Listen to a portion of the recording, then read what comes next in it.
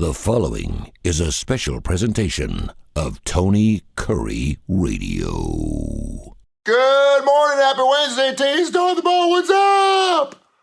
Big Wednesday later on tonight. We're doing our Live Wire Wednesday show. It's our biggest international footprint in any shows we do. We're like 13, 14 shows in the TKR app, Tony Kurre Radio app. You can listen to us live 24 hours a day on the TKR app. Great classic rock music, and of course the shows that start at 9 o'clock in the morning, go to all the way 8 o'clock, 9 o'clock at night. All kinds of great shows. Over 1,000 different podcasts, the Tony Kurre Radio podcast, so check that out. Wanted to mention real quick before we get into a couple things here. The fine folks at Workplay, and I talked to Tommy Williams. I kind of go back and forth. Great guy. They have a brand new show, or a big show, should I say, coming up called Space of the Day, coming up on December 2nd. It's only $15. It's like an atmospheric alternative rock show. It's fantastic. It's unbelievable. Go to workplay.com for all the details on that. They have another Maverick Lounge coming up, the history of grunge, which is coming up later on in December, which is fantastic. Good morning to you, Brandon. But if you go to the website, workplay.com, they got tons of Christmas shows coming up, all kinds of really cool stuff. Go to workplay.com, and check out Space of the Day. It's coming up on December 2nd. And, of course, that's in a couple days. $15. $15 for a show. Doors open at 7 o'clock. Show starts at 8 o'clock. Bars probably open at 4, so check them out. It's going to be fantastic. Heard the Hugh Freeze conference yesterday. And I'll say one more thing about this Hugh Freeze thing. I said that Hugh Freeze was going to be the head coach at Auburn about 2 months ago. I know that Hugh Freeze has wanted this job. He wanted it 2 years ago before Brian Harsin was hired, and he's done everything he possibly could do to get this Auburn job. So good for Hugh Freeze. I know there's backlash. I know there's trolls. I know there's people based off the whole Laramie Tunsil thing and the Houston Nutt thing and the escort service, and it's easy pickings. I know that.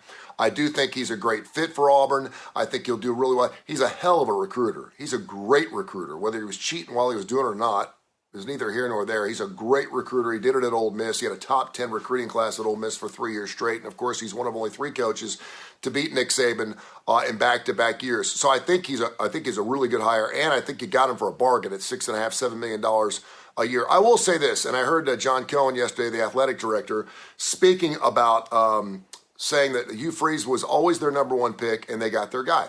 Obviously, whether it's bad journalism or whether we just were reading the tea leaves or the social media platforms where everyone thought that Lane Kiffin was going to be the guy, we were totally thrown off.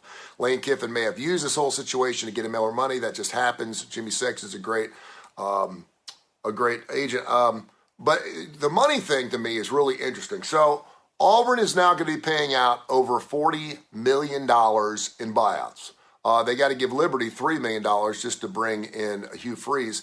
And it's funny because you can, it's like you get what you pay for, right? You can go buy the cheap piece of crap now and it's going to last a year, and then you're going to be buying another cheap piece of crap in a year, or you can go out and buy something, spend 3 times the money, and it's going to last a lifetime. And so that's kind of the same way with coaches. Do you remember when Mal Moore went to get Nick Saban? Do you remember what happened? He wouldn't take no for an answer. I don't think Nick Saban was going to leave Miami. But Mal went down there on an airplane. He sat on the runway and said, "I'm not leaving until you get on the plane." It was 12 hours later, Nick Saban was on the plane. If Auburn really wanted Lane Kiffin, they could have gotten Lane Kiffin. And if you're an Auburn fan, you know exactly what I'm talking about. If you're talking the difference between $8 million to $12 million a year, hell, if you really wanted Lane Kiffin bad enough, and you really thought that he was the end all and he was going to win you a national title and he was going to be the last coach you ever had, right? If you really wanted that, should have made him the highest paid coach in college football. I got news for you. Lane Kiffin's got an ego. If you throw $15 million a year at Lane Kiffin, he's biting. He's your head coach at Auburn, if you wanted him that bad. Now, I know there's budgets. I know there's NLI situations. There's all these different things. The NIL thing is crazy anyway, because I know Auburn's got a crap load of that. But if you really wanted him, you stay until he can't say no anymore. And obviously, it wasn't enough for you to want Lane Kiffin.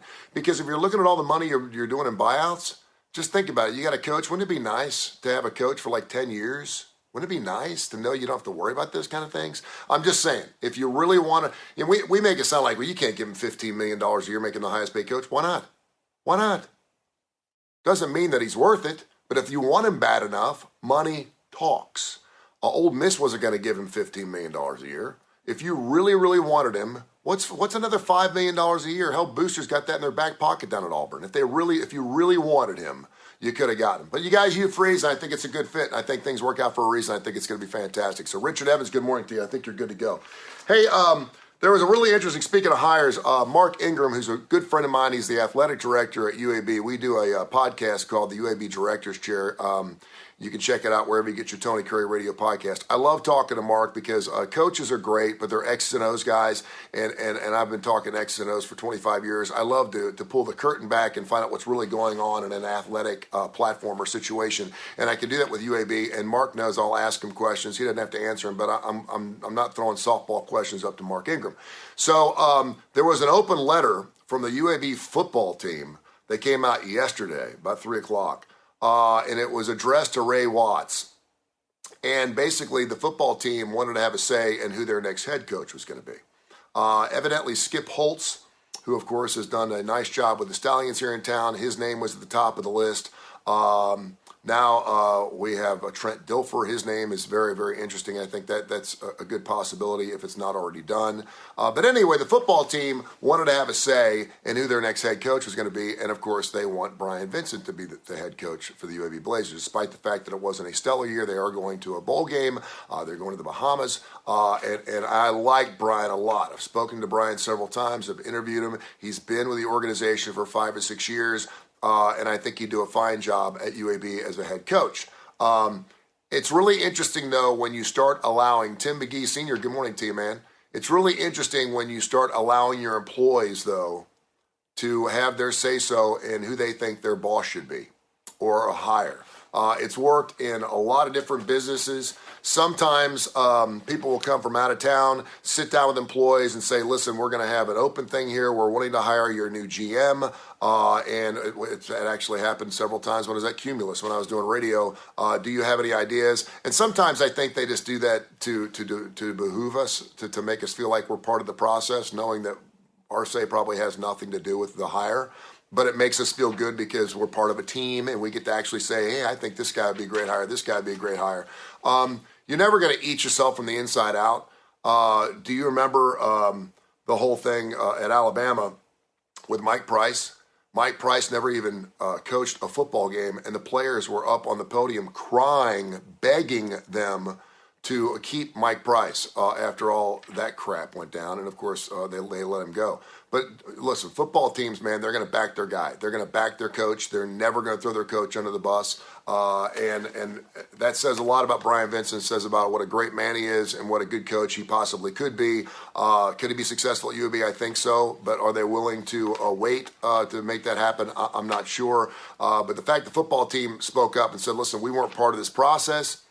We spoke to Mark. I haven't seen him in a couple months. And then, of course, Mark and Ray did a dual release yesterday saying, listen, we have talked to the football team. We appreciate their passion for their program. We appreciate the fact they have a say in what they want to happen. But, we're ultimately the ones that have to make those hires because the football team isn't paying out the millions of dollars to bring in a football coach.